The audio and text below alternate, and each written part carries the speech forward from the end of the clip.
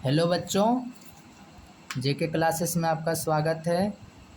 बच्चों, जैसा कि रेलवे एनटीपीसी का एग्ज़ाम चल रहा है अभी, साइंस बहुत महत्वपूर्ण हो जाता है रेलवे के किसी एग्ज़ाम के लिए।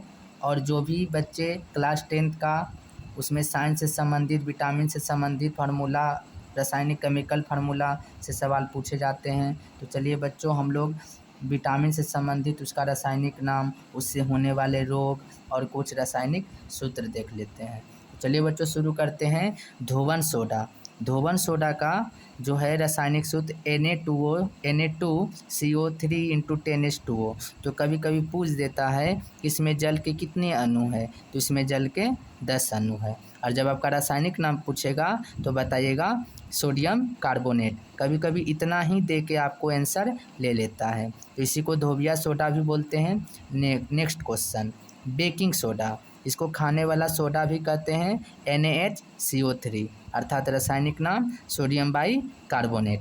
नेक्स्ट क्वेश्चन है व्यंजक चूर्ण या ब्लीचिंग पाउडर। तो इसका सूत्र हो जाएगा CaOCl का होल Cl या CaOCl2, कभी ये भी दे देता है। नेक्स्ट क्वेश्चन है जिप्सम। जिप्सम को जब हम लोग 120 डिग्री सेल्सियस पर गर्म करते हैं तो प्लास्टर ऑफ पेरिस प्राप्त होता है। फिलहाल में आपसे जिप्सम का सूत्र पूछा, CaSO4 इंटू 2H2O।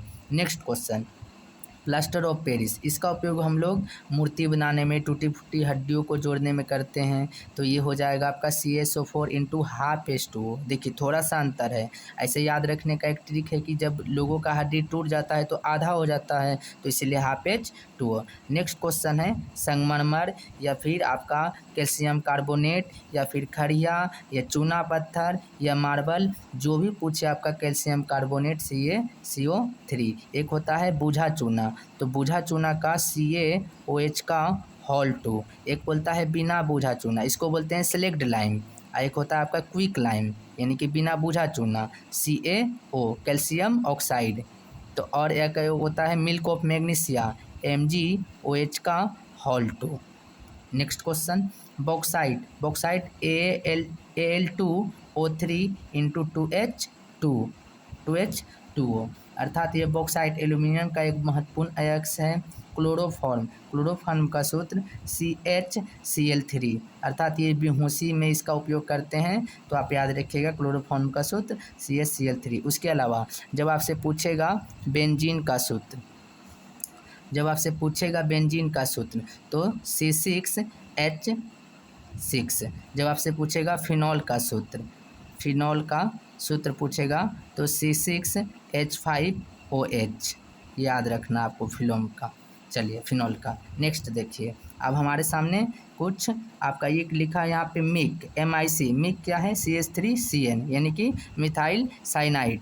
ये आपका दे दिया कि मिक का सूत्र हो गया।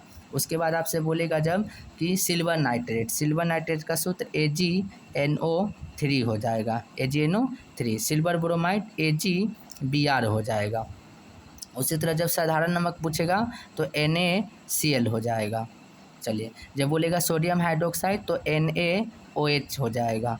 ये सब रासायनिक फार्मूला आपको याद रखना है, बहुत सारे एग्जाम में पूछे जाते हैं। चलिए, अब कुछ विटामिन का रासायनिक नाम देख लेते हैं। सारे बच्चे ध्यान से सुनिए। विटामिन ए का रासायनिक नाम रेटिनॉल, और विटामिन ए की कमी से रतौंधी। विटामिन ए का अच्छा स्रोत गाजर को माना जाता है, और भी बहुत सारा चीज़ है। चलिए next, vitamin B1 thiamine. B1 का रासायनिक नाम थायमिन। विटामिन B2 का राइबोफ्लेविन। विटामिन B3 का पेंटोथेनिक अम्ल। विटामिन B5 का नियासिन। विटामिन B6 का पैरिडॉक्सिन। विटामिन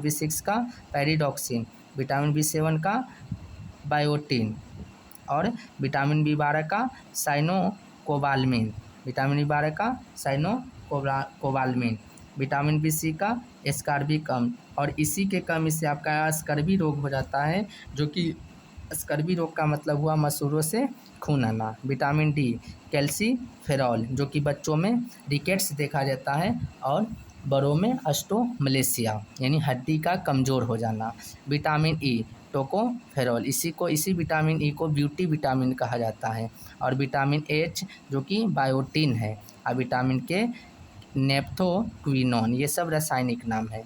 अब चलिए इससे संबंधित होने वाला रोग जो कि इसकी कमी से होता है, तो विटामिन ए की कमी से रतौंधी होता है। विटामिन ए की कमी से रतौंधी, विटामिन बी1 की कमी से बेरी बेरी, विटामिन बी2 के किलोसिस, और विटामिन बी3 का चर्म रोग और बालों का सफ़ेद होना, विटामिन बी6 का रक्तक्षीणता या चर्म रोग, विटामिन बी7 का प्लेग्रा रोग, विटामिन बी12 का रक्तक्षीणता या धीमी वृद्धि, और विटामिन सी का रक्तस्राव की प्रवृत्ति। अर्थात विटामिन सी खास करके खट्टे फलों में पाया जाता है और दूध में विटामिन सी का मात्रा नहीं होता है। विटामिन डी रिकेट्स, बच्चों में रिकेट्स और बड़ों में ऑस्टियोमलेसिया।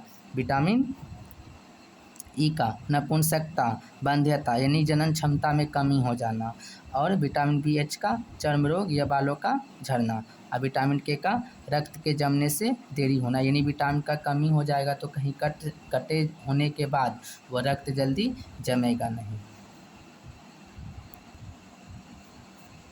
सारे बच्चों से एक प्रश्न है, आप हमको बताइए कि आम में कौन सा विटामिन पाया जाता है। आम का सीजन भी है, तो आप बताइए कि आम में कौन सा विटामिन पाया जाता है, कौन सा विटामिन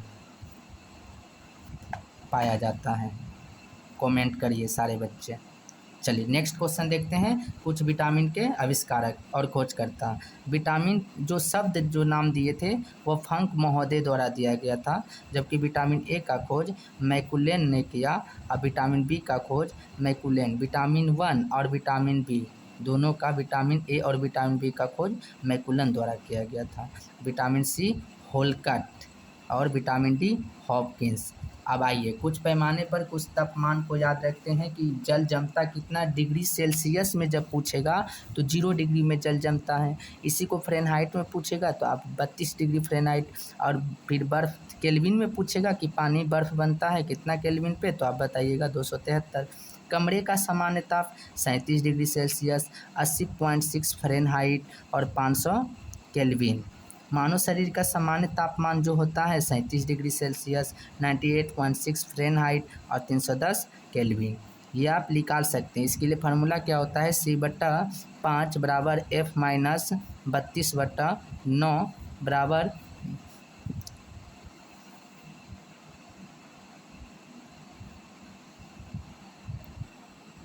तो चलिए बच्चों, ये जो सेल्सियस से फ़ारेनहाइट और फ़ारेनहाइट से केल्विन जानने का एक सूत्र होता है, C/5 बराबर F माइनस 32/9 और K माइनस 273/5। आप जिसका दे आप उसको बराबर करके निकाल सकते हैं।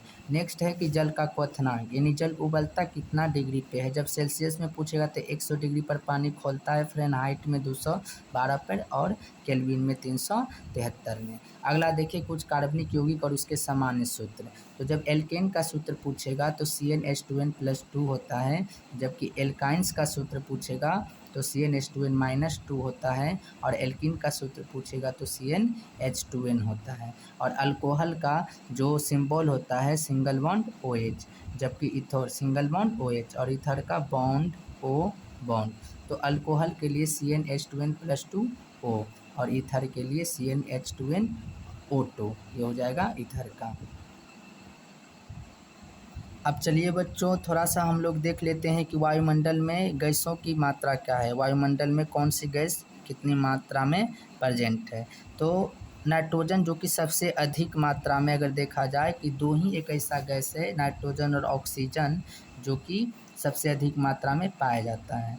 नाइट्रोजन कितना है 78%, 78.08%, जबकि ऑक्सीजन आपका 20.24% अर्थात 20.24, अर्थात इसको 21% भी आप बोल सकते हैं। आर्गन 0.93%, कार्बन डाइऑक्साइड 0.03%, नियॉन 0.018% और आपका हीलियम 0.0005% और ओजोन 0.00006%, यानी सबसे कम अगर देखा जाए ओजोन। और ओजोन गैस में ऑक्सीजन के 3 अणु है। ये भी क्वेश्चन पूछा गया है कि बताइए ओजोन में ऑक्सीजन परमाणु के कितने अणु होते हैं, तो 3, अर्थात ओजोन में कमी का कारण क्या है? CFC, ओजोन परत जो कि समताप मंडल में पाया जाता है, जो कि हमें पराबैंगनी किरणों से बचाता है। तो उसमें ह्रास का कारण क्या है? तो CFC क्लोरोफ्लोरोकार्बन। हीलियम जो कि एक अकेली गैस है, एकमात्र आपका अकेली गैस जिसके बाह्यतम कक्षा में 2 इलेक्ट्रॉन है, बाकी सबके बाह्यतम कक्षा में 8 इलेक्ट्रॉन होता है, और इसका संयोजकता भी 2, बाकी का संयोजकता 0 होता है। चलिए, उसके अलावा कार्बन डाइऑक्साइड जो कि 0.03% है, वो पेड़ पौधे के लिए उपयोगी होते हैं। कार्बन डाइऑक्साइड जो कि प्रकाश संश्लेषण की क्रिया में भाग लेते हैं। चलिए, सबसे अधिक यदि आर्गन गैस में देखा जाए तो आपका आर्गन 0.93% है। तो उम्मीद करते हैं कि सारे बच्चों को समझ में आ रहा होगा। सारे बच्चे लाइक सब्सक्राइब करिए ताकि हम मोटिवेट रहें और अच्छे अच्छे वीडियो आपके लिए लाया करें। थैंक यू बच्चों।